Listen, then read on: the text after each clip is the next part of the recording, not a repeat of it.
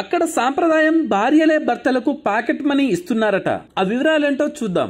సాధారణంగా ఒకప్పుడు భర్త బయటకు వెళ్లి ఉద్యోగం చేస్తే భార్య ఇంటి బాధ్యతలు చక్కబెట్టేది. భర్త ఉద్యోగం చేసి సంపాదించిన డబ్బును ఇంట్లో ఇస్తే దాన్ని పొదుపుగా ఖర్చు చేసి కొంత మొత్తం ఆదా చేసేవారు. అయితే ఈ రోజుల్లో భార్యాభర్తలు ఇద్దరు ఉద్యోగాలు చేస్తున్నారు. పెరుగుతున్న ఖర్చుల విషయంలో వేడి నీళ్లకు చన్నీళ్లు సాయంలా ఉంటున్నారు. అయితే తాజాగా జపాన్ లోని చాలా ప్రాంతాల్లో వారి సాంప్రదాయంగా చెబుతున్న ఓ ఆసక్తికర విషయం వెలుగులోకి వచ్చింది. ఇందులో భాగంగా అక్కడ భార్యలే భర్తలకు పాకెట్ మనీ ఇస్తారంట. పైగా ఆ నెలలో భార్య ఎంత పాకెట్ మనీ ఇస్తే భర్త అందులోనే సర్దుకోవాలంట. పైగా ఈ సాంప్రదాయానికి ఓ సరికొత్త పేరు కూడా ఉందని చెబుతున్నారు. ఈ వ్యవహారం ఇప్పుడు ఆసక్తికరంగా మారింది. అవును, జపాన్ లోని పలు ప్రాంతాల్లో భర్తలు సంపాదించిన మొత్తాన్ని భార్యల చేతిలో పెడతారంట. అప్పుడు వారు ఆ డబ్బును ఇంటి ఖర్చులు, పిల్లల చదువులు, ఇతర ఖర్చులతో పాటు సేవింగ్స్ వంటి విషయాలకు ఉపయోగిస్తారంట. ఇదే సమయంలో తన భర్త సంపాదించిన జీతంలో కొంత సొమ్మును తిరిగి అతనికి పాకెట్ మనీగా ఇస్తారంట. ఈ సాంప్రదాయాన్ని జపాన్ లో కోజులై అని పిలుస్తారని చెబుతున్నారు. దీనికి ప్రధానంగా 3 కారణాలు ఉన్నాయని అంటున్నారు. అందులో మొదటిది,